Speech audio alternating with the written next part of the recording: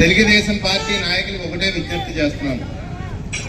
2019లో మా ప్రభుత్వం వచ్చిన తర్వాత ఏ చిరుద్యోగిని ఎవరిని ఉద్యోగాల్లోంచి కదపలేదు. మేము ఎక్కడ చిన్న ఉద్యోగం చేసేవాడిని కూడా మేము కదపలేదు. 2019లో మా ప్రభుత్వం వచ్చిన తర్వాత దయచేసి యనమల రామకృష్ణుడు గారికి చెప్తున్నాను, ఎవరైనా, ఎందుకంటే వాళ్ళు 8,000 నుంచి 12,000 వాళ్ళు పొట్టకూటు కోసం పనిచేస్తారు. మీరు ఈ తుని ప్రజల దయ వల్ల, ఈ తుని ప్రజల దయతో 1000 కోట్లు సంపాదించున్నారు. 10,000 12,000 సంపాదించుకున్న వాడిని దయచేసి బతకనియండి.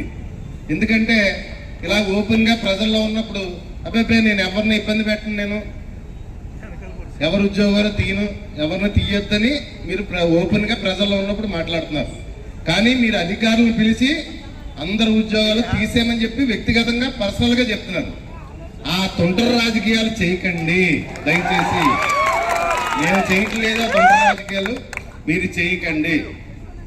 ఆ పరిస్థితి వస్తే చిట్ట చివరి కార్యకర్తగా ఇబ్బంది అయినా సరే తుని నియోజకవర్గంలో అరగంటలో కార్యకర్త దగ్గర ఉంటాం.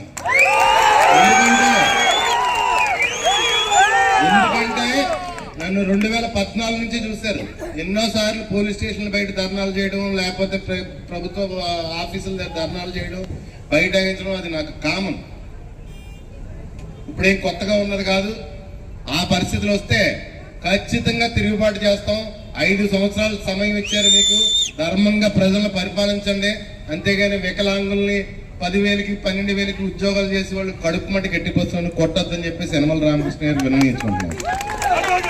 రెడ్డి గారు స్వర్గస్థులు అయిన తర్వాత నుంచి మనం అపోజిషన్లోనే ఉన్నాం. 2010 నుంచి దగ్గరగా 2019 వరకు అపోజిషన్లో ఉన్నాం. మళ్ళీ 5 ఏళ్ళు అపోజిషన్లో ఉంటాం. కొత్త ఏం కాదు, 5 ఏళ్ళు అయితే 15 ఏళ్ళు అపోజిషన్లో ఉంటున్నాం. మనకేం ఇబ్బంది లేదు, కొత్త కాదు. ప్రజలు చాలా తెలివిగా ఆలోచించారు. ఖచ్చితంగా కూటమి వస్తే ప్రజలకి మంచి జరుగుతుంది. ఎందుకంటే ప్రజల ఆలోచన ఓటేసేటప్పుడు వాళ్ళకి ఎవరు మంచి చేస్తారని అనిపిస్తే వాళ్ళకే ఓటేస్తారు. అలాగే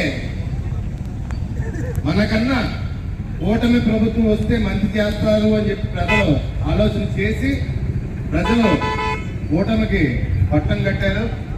తెలుగుదేశం, బీజేపీ, జనసేన పార్టీలకి పట్టం కట్టారు. మనకన్నా మంచి చేస్తారని, ఖచ్చితంగా వారిని మంచి చెయ్యాలని కోరుకుంటున్నాను.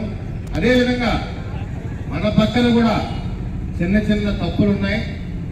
ఆ తప్పులన్నీ సరి చేసుకుని మళ్ళీ 5 సంవత్సరాలు పోయిన తర్వాత ప్రజల ముందుకు మనం ఓటేయమని చెప్పేసి మళ్ళీ అడగాల్సి ఉంటుంది.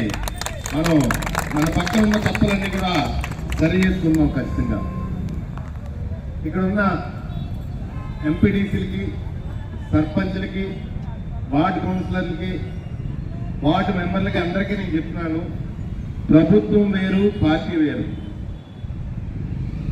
వాళ్ళ ఓపెనింగ్స్, ప్రభుత్వం తాలూకు ఓపెనింగ్స్ ప్రోటోకాల్ ప్రకారం అందరూ అటెండ్ అవ్వండి, అందరూ వెళ్ళండి.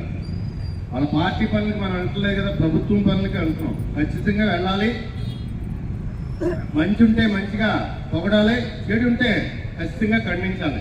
మన క్యాడర్ అందరికీ నేను చెప్తున్నాను, ఖచ్చితంగా ప్రభుత్వ కార్యక్రమాల్లో పాల్గొనండి అందరూ కూడా. అదేవిధంగా ఈరోజు పరిస్థితులు మనం చూసాం.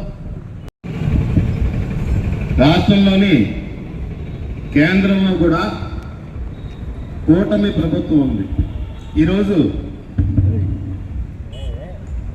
పవన్ కళ్యాణ్ గారికి, ఉప ముఖ్యమంత్రి పవన్ కళ్యాణ్ గారికి, ముఖ్యమంత్రి చంద్రబాబు నాయుడు గారికి నేను ఒకటే విజ్ఞప్తి చేస్తున్నాను. కేంద్ర ప్రభుత్వం రాష్ట్ర ప్రభుత్వంతో ఉత్తర ప్రత్యుత్తరాలు నడుపుతుంది. ఏ విషయం మీదంటే కాపుల్ని బీసీల్లో చేరుతాం, అది ఎకనామికల్లీ వీకర్ సెక్షన్ కోటా నుంచి చేద్దామా, ఎఫ్ కోటా నుంచి చేద్దామా అని చెప్పేసి ఈ రాష్ట్ర ప్రభుత్వంతో కేంద్ర ప్రభుత్వం ప్రత్యుత్తరాలు నడుపుతుంది. అంటే కేంద్ర ఉద్దేశం ఖచ్చితంగా కాపుల్ని బీసీలో చేరుద్దామనే ఉద్దేశంతో కేంద్రం ఉంది. మీరు ఈ రాష్ట్రంలో ఉన్న పవన్ కళ్యాణ్ గారు మీరు రాష్ట్రంలో ఉన్న కాపు ఓట్లన్నీ పోలరైజ్ చేసి కూటమికి అంటే చంద్రబాబు నాయుడు గారికి బీజేపీ ప్రభుత్వానికి ఓట్లు వేయించారు. ఇప్పుడు మీ బాధ్యత, మీది చంద్రబాబు నాయుడు బాధ్యత చిత్తశుద్ధితో, ఎందుకంటే కేంద్రం అడుగుతుంది కాబట్టి ఎకనామికల్లీ వీకర్ సెక్షన్స్ నుంచి ఇద్దామా, ఎఫ్ కోటాలో ఇద్దామా మీరే చెప్పండి అని చెప్పేసి మీకే పంపించింది కాబట్టి రెండిట్లో ఏదో ఒక విషయం చిత్తశుద్ధితో తేల్చి ఈ రాష్ట్రంలో ఉన్న కాపులందరికీ కూడా న్యాయం చేయాలి. కాపులందరినీ ఉపయోగించుకోవడం కాదు, వారికి కూడా న్యాయం చేయాలి అని చెప్పేసి నేను డిమాండ్ చేస్తున్నాను.